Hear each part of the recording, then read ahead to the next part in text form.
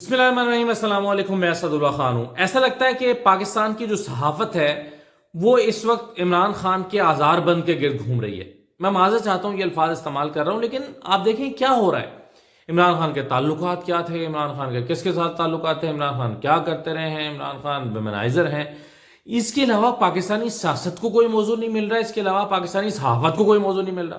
پہلے شاہ زیب خاندادہ نے خاور مانیکا کا انٹرویو کر کے سوالات کیے کہ آپ کے تعلق کا آپ کی بیوی کے تعلقات عمران خان سے کب پیدا ہونا شروع ہوئے، آپ کو کب پتہ چلا کہ دونوں جو ہیں وہ آپس میں ان کے تعلقات پیدا ہو رہے ہیں، اس طرح کے سوالات ہوئے۔ آج جاوید چودھری صاحب نے جو ہے وہ حاجرہ پانیزئی کا انٹرویو کیا ہے اور ان سے اسی نوعیت کے سوال کیے ہیں۔ اب سے جاوید چودھری صاحب تو ہمارے استادوں میں سے ہیں، سینئرز میں سے ہیں، مطلب ہم کالج میں پڑھتے تھے تو ہم ان کے کالم پڑھا کرتے تھے، آئیڈیلائز کیا کرتے تھے۔ ایک ملاقات کے لیے، ایک تصویر کھنچوانے کے لیے، اس زمانے میں ہم اسٹوڈنٹ تھے اور یہ کالم لکھا کرتے تھے، تو ایک تصویر کھنچوانے کے لیے ہم ان کے پاس مطلب ہم ان کو آئیڈیلائز کرتے رہے ہیں، میرا کہنے کا مطلب یہ ہے۔ اور جاوید چودھری صاحب جو ہیں وہ تو مطلب میرے لیے آج بھی بڑے قابل احترام ہے۔ میرا ان کے ساتھ ذاتی طور پر وہ کوئی نہیں ہے، میرے لیے بہت قابل احترام ہے، لیکن ہمارے ایسے سینئرز جب اس طرح کے انٹرویوز کرتے ہیں اور اس طرح کے سوالات کرتے ہیں، سوالات کی نوعیت آپ چیک کریں۔ مثلا وہ پوچھ رہے ہیں کہ عمران خان آپ سے شادی کرنا چاہتے تھے۔ سوال یہ ہے آپ دونوں کے درمیان کیا عشق تھا۔ سوال کر رہے ہیں کہ آپ کے درمیان دوستی پلس تھی۔ پوچھ رہے تھے کہ کیا تعلق تھا، پھر کہنے لگے، انہوں نے کہا کہ دوستی ہے، تو کہنے لگا اچھا دوستی پلس تھی آپ کیا۔ یہ جاوید چودھری صاحب نے دوستی پلس کی ٹرمینالوجی جاوید چودھری صاحب نے استعمال کی، تو پھر حاجرہ نے کہا ہاں یہ دس از گڈ ٹرمینالوجی۔ تو وہ کہہ رہی تھی کہ ہاں دوستی تھی، ان کا دوستی تو نہیں ہوتی ہے، عورت اور مرد کے درمیان دوستی تو نہیں ہوتی، یہ جاوید چودھری صاحب نے کہا۔ انہوں نے کہا اچھا نہیں، میرے تو بہت سارے مرد دوست ہیں۔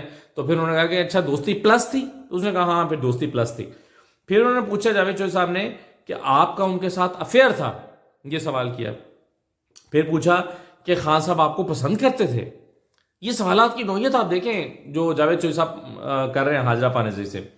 خان صاحب آپ کو پسند کرتے تھے، آپ کا ان سے دل کب ٹوٹا، واہ واہ، سوال چیک کریں، آپ کا ان سے دل کب ٹوٹا۔ پھر پوچھ رہے ہیں کہ آپ کو محسوس ہوا کہ باہر کا عمران خان کچھ اور ہے اور اندر کا عمران خان کچھ اور ہے، یہ آپ کو محسوس ہوا۔ اچھا یہ نہیں، بعض اینکرز اپنے الفاظ منہ میں ڈالتے ہیں اپنے مہمان کے، اور وہ ظاہر ہے اس کے پاس کیا آپشن ہوتا ہے، وہ کہتا ہے ہاں ہوا یا نہیں ہوا۔ تو آپ کو محسوس ہوا کہ عمران خان، یہ تو نہیں وہ کہہ سکتے تھے کہ نہیں مجھے ایسا کچھ محسوس نہیں ہوا کہ وہ باہر سے کچھ ہے اور اندر سے کچھ ہے۔ ظاہر ہے اس نے آگے سے یہی کہنا تھا نا کہ ہاں، یعنی وہ مناسب الفاظ جو حاجرہ پانیزئی کو نہیں مل رہے تھے، جاوید چودھری صاحب جن کے پاس وسیع ذخیرہ ہے الفاظ کا، وہ الفاظ بنا کے دے رہے تھے تاکہ آپ کو کوئی مشکل درپیش نہ ہو کہنے میں۔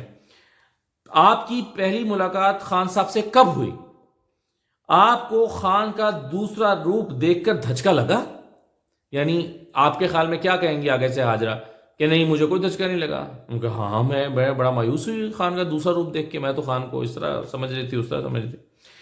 عمران خان آپ کی تعریف کر رہے تھے یا فلرٹ کر رہے تھے؟ یہ سوال ہے جاوید چودھری صاحب کا، کہ جب انہوں نے کہا کہ عمران خان کی تعریف کیا کرتے تھے، آپ بڑی اچھی ایکٹریس ہیں، یا آپ بڑی اچھی ہیں، آپ کی پرسنالٹی بڑی اچھی ہے، بول عمران خان آپ کی تعریف کر رہے تھے یا آپ کو فلرٹ کر رہے تھے؟ پھر جاوید چودھری صاحب نے اپنا فلسفہ بھی چھاڑا، کہا نہیں عورت کو پتہ چل جاتا ہے کہ فلرٹ ہو رہا ہے یا تعریف ہو رہی ہے، تو تعریف کر رہے تھے یا فلرٹ کر رہے تھے؟ یعنی اس کا جواب وہ چاہ رہے تھے کہ وہ دیں کہ ہاں نہیں وہ فلرٹ کر رہے تھے۔ آپ کا خان کے ساتھ تعلق تھا کیا، یہ سوال جاوید چودھری صاحب نے ان سے پوچھا۔ اور اس طرح کے سوالات جو ہیں وہ جاوید چودھری صاحب نے کیے۔ اب دیکھیں یہ پورا انٹرویو عمران خان کی ذاتی زندگی اور ایک ذاتی تعلق سے متعلق تھا اس خاتون سے۔ اب یہ خاتون نے کتاب چھاپ دی ہے، اچھا کتاب بھی کیا چھاپی ہے، کسی پبلشر نے نہ پاکستان میں نہ پاکستان سے باہر یہ کتاب ان کے لیے چھاپی، کوئی پبلشر یہ کتاب چھاپنے کے لیے تیار نہیں ہوا، کیونکہ ان کو پتا تھا کہ جو حاجرہ کہہ رہی ہیں یہ اس کے ثبوت پیش نہیں کر سکتی۔ اگرچہ آج بار بار جاوید چودھری نے پوچھا آپ یہ ثبوت دے سکتی ہیں جو باتیں آپ الزامات لگا رہی ہیں، وہ کیا کہیں آگے سے کہ نہیں میں ثبوت نہیں دے سکتی؟ انہوں نے کہا ہاں میں اس کو مناسب فورم پر کر سکتی ہوں، ریلیکٹنس کے ساتھ وہ اس کا ہاں کہہ رہی تھی۔ جاوید چودھری صاحب نے پھر پوچھا اچھا تو اس کے سارے ثبوت ہیں آپ کے پاس؟ انہوں نے کہا جی ہاں ثبوت تو ہیں، سمہاؤ میں اس کو کر سکتی ہوں، اس طرح کا، یعنی وہ ریلیکٹنس کے ساتھ جواب دے رہی تھیں۔ اور اسی کی پھر ایکسپریس نے ہیڈ لائن بنا کے دکھائی ہے کہ جو کچھ عمران خان نے کہا یا کیا میرے پاس اس کے سارے ثبوت موجود ہیں، یہ انہوں نے ہیڈ لائن جو ہے وہ چلائی ہے اپنے ویب سائٹ پہ، میں ان کی دیکھ رہا تھا۔ تو کہنے کا مطلب یہ ہے کہ یہ جاوید چودھری صاحب جو ہیں، اور یہ کتاب جو چھپی ہے اب، یہ کسی پبلشر نے نہیں چھاپی، یہ انہوں نے موصوفہ نے خود چھاپی ہے کتاب، یعنی کوئی اس کتاب کے اوپر کسی پبلشر کا نام نہیں ہے جی، پیسے دے کے خود چھاپ دی اور خود چھپوائی، اور اس کا کوئی ناشر ہی نہیں ہے. اور کتنی کاپیاں چھپی ہیں؟ 100-200 کاپیاں. یہ بھی نہیں بتا رہی کہ 100 ہیں یا 200 ہیں، کہتے ہیں ہاں بس 100-200 کاپیاں چھپی ہیں. تو یہ کتاب چھپنا تو نہیں ہوتا جو انہوں نے چھاپا. یہ تو آپ کوئی بھی کسی کے اوپر الزامات لگائیں، میں حاجرہ کے اوپر الزامات لگا کے چھاپ دیتا ہوں، اور وہ چونکہ اس کا کوئی ناشر ہی نہیں ہے تو بس ٹھیک ہے، پھر آپ عدالت میں، پاکستانی عدالتوں کا تو آپ کو پتہ ہی ہے، جب حالات سازگار ہوں تو پھر کچھ بھی آپ کرتے رہیں، کوئی مسئلہ نہیں ہے. تو یہ ایک انٹرویو ہوا ہے جاوید چودھری صاحب کی طرف سے، اور جاوید چودھری صاحب نے جو سوالات، جو ان کے سوالات تھے، چلے آپ نے کر بھی لیا تو بھئی سوالات تو پھر کریٹیکل کوسچنز ہونے چاہیے تھے.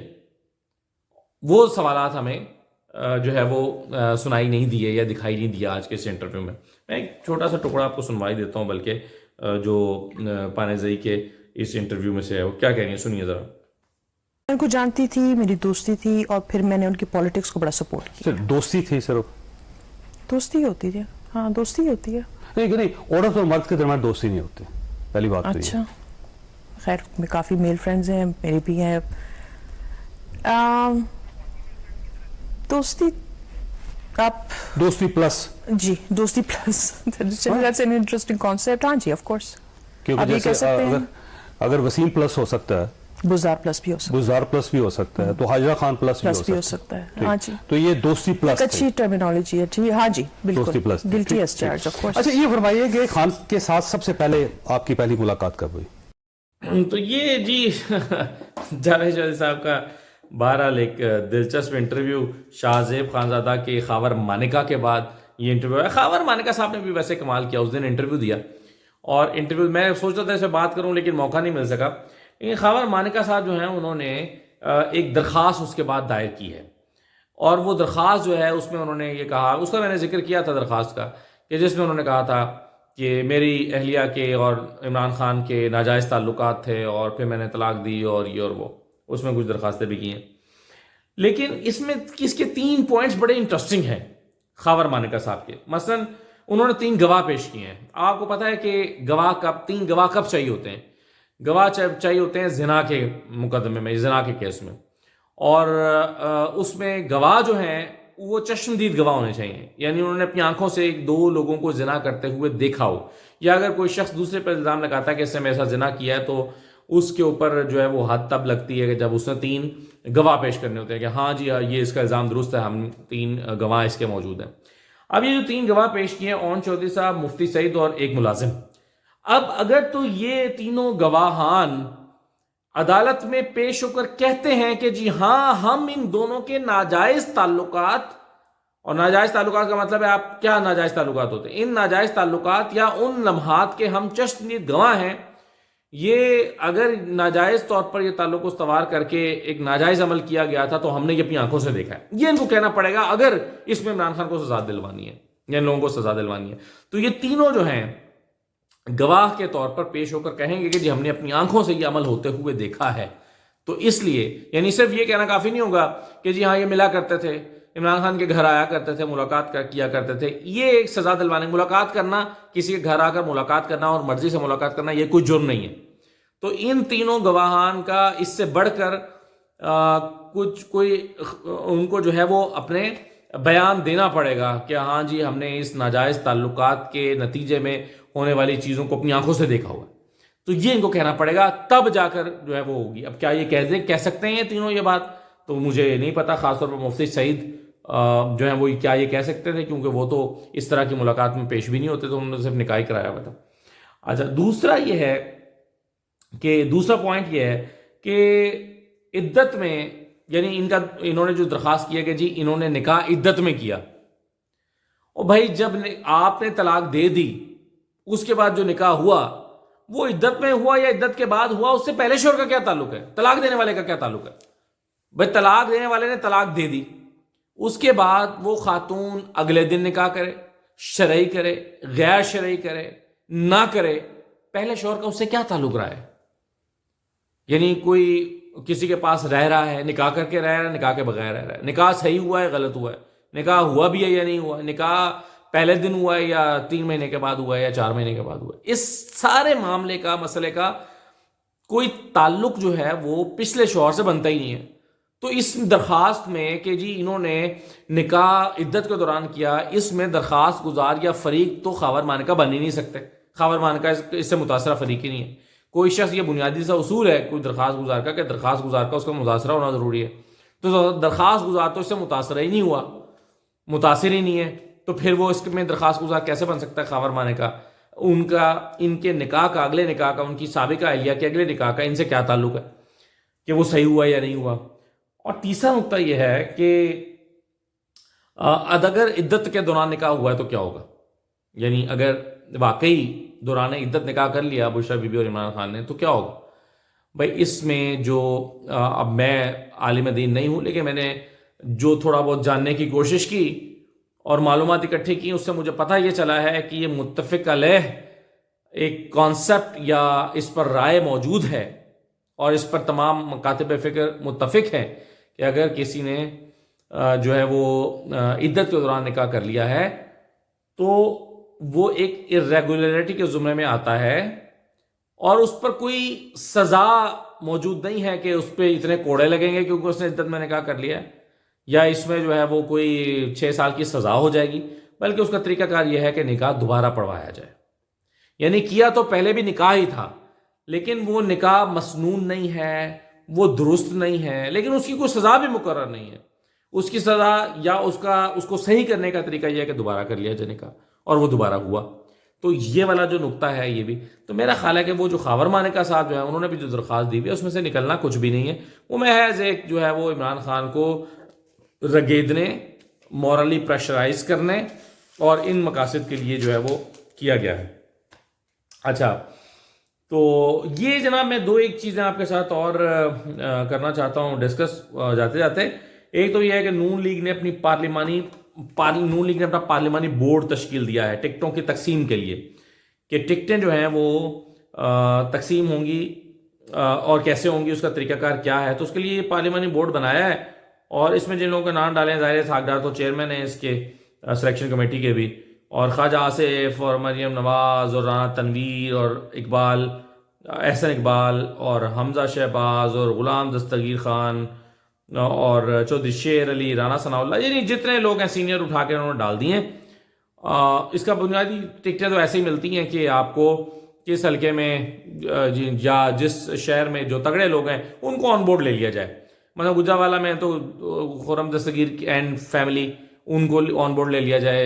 یہاں پر فیصل آباد ہے تو رانا ثناء اللہ اور چودھری شیر علی آن بورڈ ہونے چاہیے، ان کی مشاورت سے ٹکٹیں ہوں گی.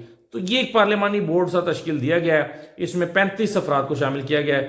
دلچسپ بات یہ ہے کہ اس میں مریم اورنگزیب کو بھی شامل کیا گیا ہے. ویسے نام میں نے لسٹ میں نہیں دیکھا. ہاں، عطا تارڑ اور مریم اورنگزیب 2324 نمبر پہ ہیں. عطا تارڑ بھی ہیں، مریم اورنگزیب بھی ہیں. مریم اورنگزیب جنہوں نے خود کبھی الیکشن نہیں لڑا، وہ بھی ٹکٹوں کی تقسیم میں اپنا کردار ادا کریں گی. تو چلیں، دوست ہونے کا کوئی تو فائدہ ہونا چاہیے آپ کو، آپ کا نام ڈل جاتا ہے. ایک تو یہ ہو گئی جی. اس کے علاوہ آج بلکہ انفیکٹ عمران خان کا جو سائفر میں کیس چل رہا ہے اس کی ہیئرنگ ہونی ہے، یہ میں نے آپ کو پچھلی ویڈیو میں بتایا تھا. تو آج ان کی جو ہیئرنگ ہے جوڈیشل کمپلیکس میں، اس میں بظاہر تو اس میں کوئی امکانات نظر نہیں آ رہے تھے، لیکن عمران خان کے وکیل ہیں خالد یوسف چودھری نے یہ دعویٰ کیا ہے کہ عمران خان کو آج پیش کیا جا رہا ہے جوڈیشل کمپلیکس میں. اب کیا پیش کیا جاتا ہے یا نہیں کیا جاتا، اور اگر پیش کیا جاتا ہے تو اس پر پورا ایک الگ سے انالیسس ہونا چاہیے کیوں پیش کیا گیا. نہیں پیش کیا جاتا تو یہ کوئی خبر نہیں ہوگی ہمارے لیے. اگر عمران خان کو پیش کر دیا جاتا تو پھر یہ خبر ہوگی، اور اس کے بہت سارے پہلو ہوں گے اس کے ساتھ جڑے ہوئے، اس پہ ہم بعد میں بات کریں گے. آخری بات یہ ہے کہ جو حبیب اکرم صاحب، چونکہ میں نہیں کر رہا اس لیے میں حبیب اکرم صاحب کو کوٹ کر رہا ہوں، کیونکہ میں ابھی تک کسی بھی پلیٹ فارم پہ جا کے سروے نہیں کر رہا. حبیب اکرم صاحب کر رہے ہیں، کچھ اور دوست بھی کر رہے ہیں ہمارے. اچھا، اس میں انہوں نے مردان سے کیا ہے NA22 مردان، جہاں پر پاکستان تحریک انصاف 52% کے ساتھ ٹاپ پر ہے، اور ANP یہاں 22% کے ساتھ دوسرے نمبر پر ہے، اور JUIF جو ہے وہ 4% کے ساتھ آخری نمبر پر ہے. اور یہاں پر جو ہے آخری تو خیر کوئی نہیں ہوتا اس میں، لیکن بہرحال اس گراف میں آخری نمبر پہ ہے. اسی طرح سے مردان سے NA23، یہ تخت بھائی اور شیر گڑھ والا علاقہ ہے، یہاں سے جو ہے وہ پی ٹی آئی 58% کے ساتھ ٹاپ پر ہے، اور پھر جے یو آئی جو ہے وہ 8% پر آ گئی ہے. حالانکہ یہ وہ حلقہ تھا جہاں پر علی محمد خان بڑے کم مارجن کے ساتھ 2000 ووٹوں کے مارجن سے جیتے تھے پچھلا الیکشن، صرف 2000 ووٹوں کے مارجن سے. اور اس وقت جے یو آئی کا امیدوار اتنا تگڑا تھا کہ اس وقت ان کی سیٹ بھی خطرے میں پڑ گئی تھی، اور ٹکٹ بھی ایون خطرے میں پڑ گیا تھا علی محمد خان کا. اس کے بعد یہاں پر ضمنی الیکشن بھی ہوا تھا، اور ضمنی الیکشن بھی پی ٹی آئی نے جیتا تھا. تو مولانا فضل الرحمان نے 17 اکتوبر میں جو الیکشن ہوا تھا اس میں بھی جو ہے وہ پی ٹی آئی مشکل سے جیتی تھی. اور اب صورتحال یہ ہے کہ پی ٹی آئی 58% پہ جا چکی ہے، اور جے یو آئی جو ہے وہ 8% پہ آئی پڑی، اور اے این پی 5% پہ. تو یہ میدان کے سرویز بھی کچھ ہمارے سامنے آئے ہیں. تو یہ لیکن سرویز اب الیکشن ہوں گے تو تبھی ان کا کوئی کردار ہوگا یا یہ سرویز کام آئیں گے. ابھی ہمیں نہیں پتا کہ الیکشن نہیں، ہمیں پتا ہے کہ 8 فروری کو الیکشن ہو رہے ہیں. اجازت دیجیے، اللہ حافظ.